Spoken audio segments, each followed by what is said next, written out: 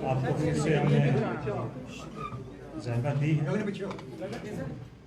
Basically पिछले कुछ दिनों में 2 अनफॉर्चुनेट इंसिडेंट हुए हमारे ज़िला में, उसकी जानकारी देने के लिए आप लोगों को बुलाया है। ये दोनों इंसिडेंट्स जो हैं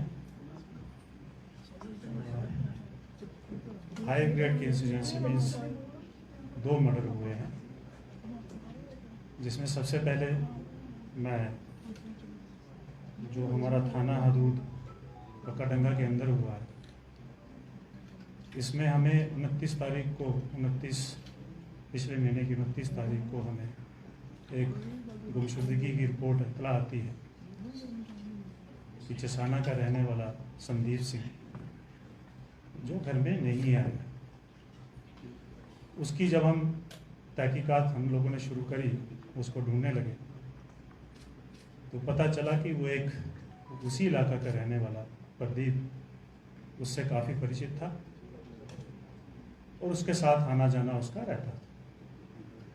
तो प्रदीप को जब हम लोगों ने बुलाया, उससे जब पूछताछ करी, उसने बताया कि इसके साथ मेरा उठना बैठना था, एक दूसरे को जानने वाले थे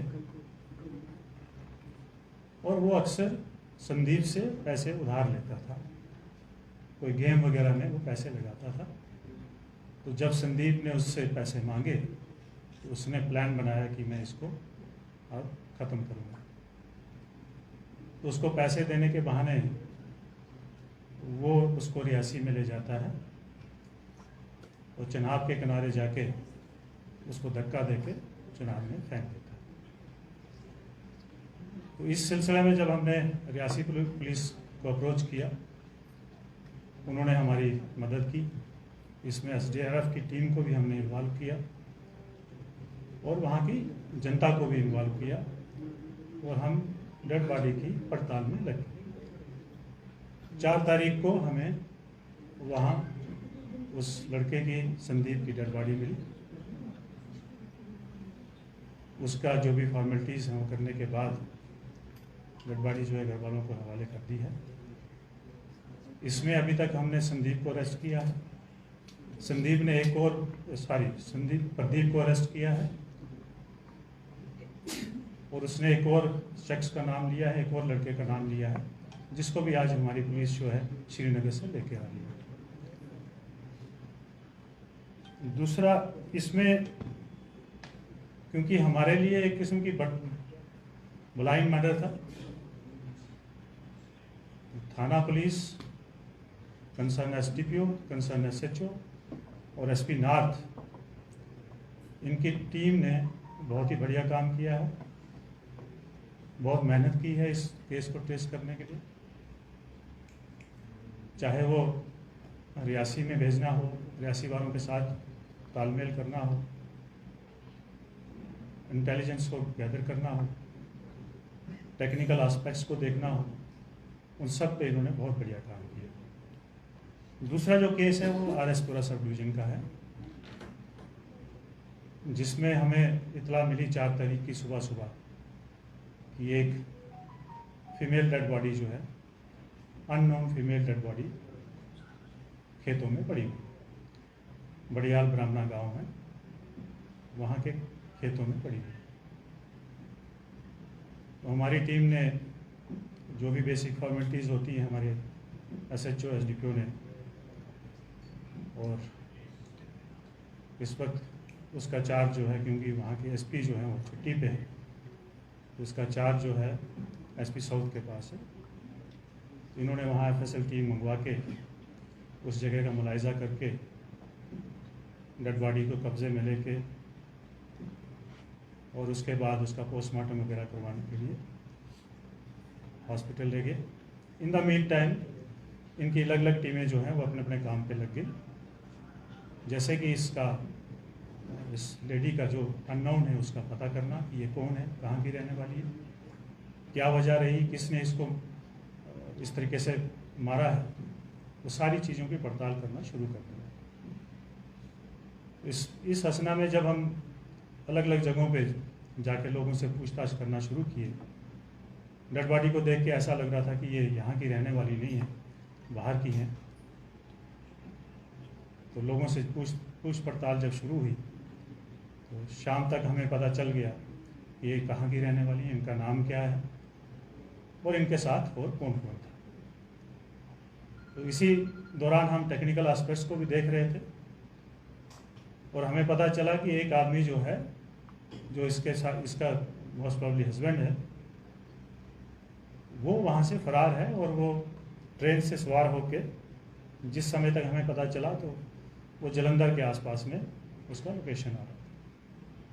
तो हमने फ़ौरन से यहाँ पे जम्मू की जो जीआरपी है हमारी रेलवे पुलिस, उनसे रब्ता किया, पंजाब की रेलवे पुलिस से रब्ता किया और पंजाब पुलिस के साथ भी हमारा रब्ता किया। इन सभी ने हमें मदद की और इसी दौरान हमने अपनी एक टीम पंजाब के लिए रवाना की और बड़ी मेहनत और मशक्क़त के बाद हमारी जो टीम थी और पंजाब पुलिस की टीम ने मिल के उस आदमी को पकड़ा, उसको लाए और इंटरोगेशन के दौरान उसने ये कबूला कि उसी ने ही उस लेडी का मर्डर किया। ये 2-3 चीज़ें जो हैं वो आपके साथ शेयर करने की ज़रूरत समझते हुए आप लोगों को हमने ज़हमत दी। इसके साथ साथ मैं आपके माध्यम से जम्मू वासियों का शुक्राना भी पेश करता हूँ कि उन्होंने जिस तरीके से हमारा जो डेमोक्रेटिक पर्व था, जो 1 तारीख को हमारी यहाँ पे वोटिंग हुई, बढ़ चढ़ के पीसफुल तरीके से इसमें हिस्सा लिया और पूरे अमन व अमान स्मूथली इस पूरे एक्सरसाइज को अंजाम दिया।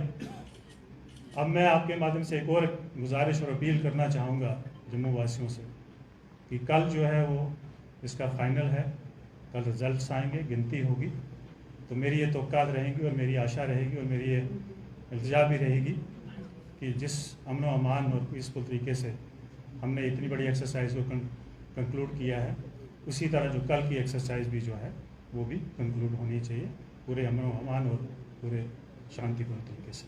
Thank you. महाराष्ट्र केस में जो डिजीज है नेहा, ये हरियाणा की रहने वाली है, बताया जा रहा है कि अपने हस्बैंड को और बच्चे को वहाँ छोड़ के आई है। क्या जब ये आरएसपुरा में ठहरी, इसका वेरिफिकेशन हुआ, टेनेंट वेरिफिकेशन हुआ था? अगर हुआ था तो क्या वो भी एस्पेक्ट सामने क्यों नहीं आया, एस्पेक्ट जो था कि वो सोनी पत्नी अपने हस्बैंड को और बच्चे को छोड़ के आई?